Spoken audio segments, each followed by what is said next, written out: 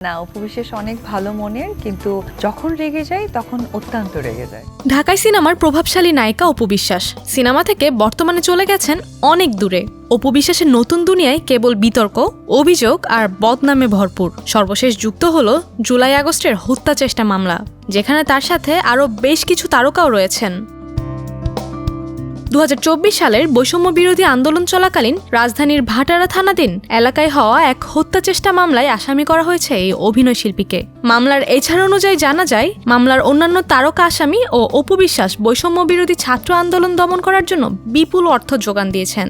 অংশ হয়েছেন ফ্যাসিবাদী শাসনের সমর্থনকারী চিহ্নিত তারকাদের সাথে।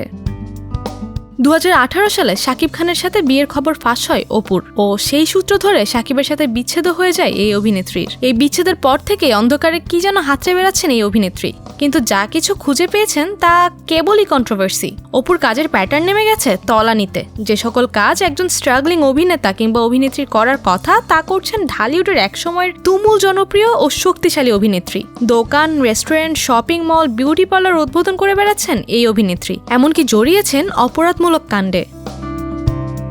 অপু বিশ্বাসের নামে প্রথম কন্ট্রোভার্সি শুরু হয় ইউটিউব চ্যানেল হ্যাকিং কাণ্ডে। 2024 সালের অক্টোবরে প্রযোজক সিমি ইসলাম অভিযোগ করেন তার ইউটিউব চ্যানেল হ্যাক করে অপু বিশ্বাস ও জাহিদুল ইসলাম। এই কাণ্ডে অপুর নামে মামলা হয় ঢাকার মুখ্য মহানগর হাকিম আদালতে, যে মামলার নম্বর 1136/2024। কার কি প্রবলেম?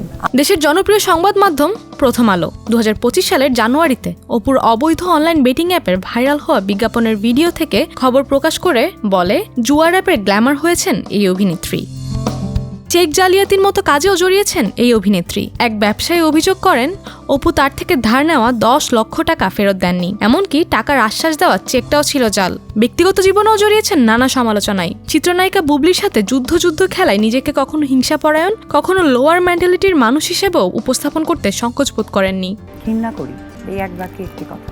একজন শক্তিমান অভিনেত্রীর এই নানামুখী কন্ট্রোভার্সি, অপরাধ প্রবণতা, এমনকি নিজের আসল পরিচয় ভুলে যেতে থাকা মেনে নিতে পারছেন না তার ভক্ত, অনুরাগী, এমনকি সিনেমা সংশ্লিষ্টরাও। সর্বশেষ নিজের আত্মপরিচয়ে হত্যা চেষ্টা মামলার আরেকটি পেরাক ঠুকেছে এই অভিনেত্রীর নামে। নেটিজেন ও সমালোচকরা বলছেন, সিনেমা থেকে হারিয়ে যাওয়া নিজের আত্মপরিচয়ের সাথে খাপ খায় না এমন সব কাজ করা, অপরাধ প্রবণতা ও সর্বশেষ হত্যা চেষ্টা মামলায় জড়িয়ে শেষ হয়ে গেছে অপু বিশ্বাসের ক্যারিয়ার। কিন্তু দর্শক মনে বেশ কিছু প্রশ্ন উঠছে। অপু বিশ্বাস কি ইচ্ছে করে সিনেমা থেকে নিজেকে সেপারেট করে নিয়েছেন, নাকি অন্য কোনো ইনফ্লুয়েন্স ছিল তার এই হারিয়ে যাওয়ার পেছনে? অপু ভক্তদের মনে এক প্রকার কষ্টই জেগে উঠেছে এই ভেবে যে জুলাই গণ অভ্যুত্থানের সাধারণ ছাত্র, নানা শ্রেণী পেশার মানুষদের হত্যায় তার আর্থিক ইন্ধন ছিল।